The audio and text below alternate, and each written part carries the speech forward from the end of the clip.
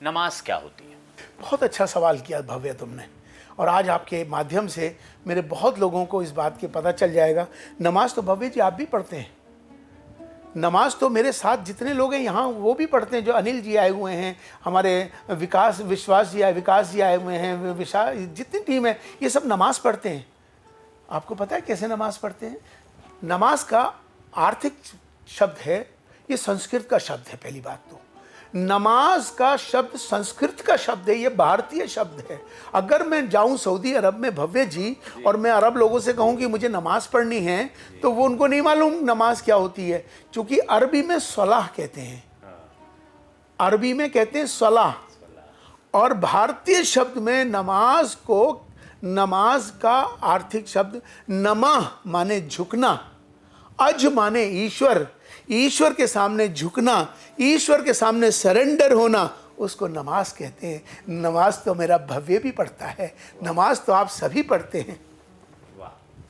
तो नमाज या स्वाले जिसको कहते हैं, क्या स्वाला, इसको मस्जिद में ही पढ़ना ज़रूरी है?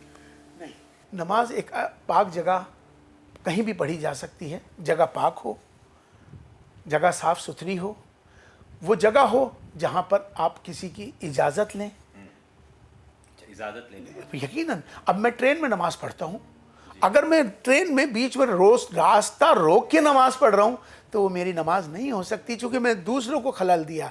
वो नमाज आपकी हो ही नहीं सकती जो दूसरों को रुकावट पैदा करे। हाँ, मैं नमाज कब पढ़ सकता हूँ कि वो मेरी सीट है, चाहे मेरी फ़्लाइट में है चाहे मेरी ट्रेन में है, मेरी अपनी सीट है जो मैंने जिसके पैसे दिए हैं, वो मेरी हो गई है। वो जब तक मैं बैठूँगा तो वहाँ आप चाहे अपनी पूजा करिए, चाहे अपने भजन गाइए, लेकिन वो भी उसमें ऐसे करिए कि आपके पड़ोसी को दिक्कत ना हो। ये भक्ति आपकी है, ये भजन आपका है, ये नमाज आपकी है, उसको उससे मतलब नहीं है, उसको तकलीफ़ ना पहुँचे। अगर उसको खलल पहुँची, उसको तकलीफ़ पहुँची, तो वो आपकी नमाज कबूल नहीं है। नमाज के बड़े नियम हैं, नमाज की बड़ी शराइत हैं, नमाज के लिए इजाज़त का लेना लाजिम है, पाक साफ़ का होना लाजिम है। अगर मैं भव्य जी आपके घर जाऊं और मेरी नमाज का समय हो गया तो मैं आपसे रिक्वेस्ट कर सकता हूं कि भव्य जी मेरी नमाज का समय हो गया, मुझे इजाज़त दे दीजिए। आप मुझे इजाज़त देंगे तब मेरी नमाज होगी। और मैंने आपको कई बार कई धार्मिक जगहों पे इजाज़त लेके नमाज पढ़ते देखा है। तो अब मेरा एक और सवाल है, नमाज मगरिब की ओर दिशा जो पश्चिम जिसको कहते हैं उधर करते हैं क्योंकि उधर काबा है। काबा क्या है? काबा एक हरम है, एक जहाँ पर जिसको हज़रत आदम अलैहिस्सलाम, जो हज़रत जब दुनिया बनी थी, जब से आदम आए थे तो सबसे पहले उसको तामीर करने का हुक्म दिया गया था। फिर वो एक हरम है जो सामने दिखेगा आपको, और उसकी परिक्रमा करते हैं सब लोग, वहाँ जाते हैं और वहाँ बग़ैर सिला हुआ कपड़ा पहन के जाते हैं। जो कपड़ा सिला हुआ नहीं होना चाहिए, जिसे हम लपेट कहते हैं। हमारे यहाँ भी अगर आप जाएंगे तो हमारे बहुत सारे तीर्थ हैं, जैसे साउथ में तो तिरुपति अगर आप जाएंगे तो सबरीमाला जाएंगे तो आपको बग़ैर सिला पहन के जाना होगा। इसी तरह से यहाँ का भी यही एक नियम है कि आप जब तीर्थ पे जाएंगे तो चीटा ना मरे, कोई आपके साथ किसी तरह का वो ना हो, बहुत सारी चीज़ों का नियम है।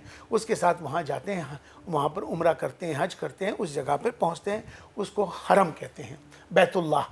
और बैतुल्लाह का रुख जो है वो मकसद उनका ये कि वहाँ की तरफ रुख करके, चूँकि क्या है कि एक रुख तय हुआ कि हम कहाँ रुख किस ओर देखें, वरना कोई इधर पढ़ रहा होगा कोई इधर पढ़ रहा होगा, तो एक तय हुआ कि उस रुख पर आप अपना नियत करके ईश्वर के सामने, क्योंकि हम निराकार को मानते हैं। हमारे इस्लाम के अंदर मूर्ति पूजा का कंसेप्ट नहीं है। हमारे यहाँ निराकार की पूजा होती है, निराकार को की पूजा हम करते हैं, निराकार का ही हम उससे मांगते हैं। तो इसलिए हम कहीं पे भी पाक साफ़ जगह पे होके, पाक साफ़ होकर, क्योंकि नमाज के लिए भी पाक साफ़ होना बहुत लाजिम है।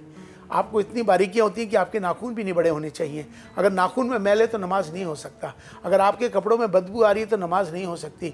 आपका किसी तरह से भी कोई नापाकी है तो आपकी नमाज नहीं होगी। गंदी जगह पे नमाज नहीं होगी, दूसरे को तकलीफ़ दे के नमाज नहीं होगी। तो इसीलिए बहुत सारे मसाइल हैं नमाज के, चूँकि वो ईश्वर के साथ और आपकी आत्मा की और परमात्मा का कनेक्शन है, तो उसमें बिल्कुल पाक साफ़ होना बहुत ज़रूरी है।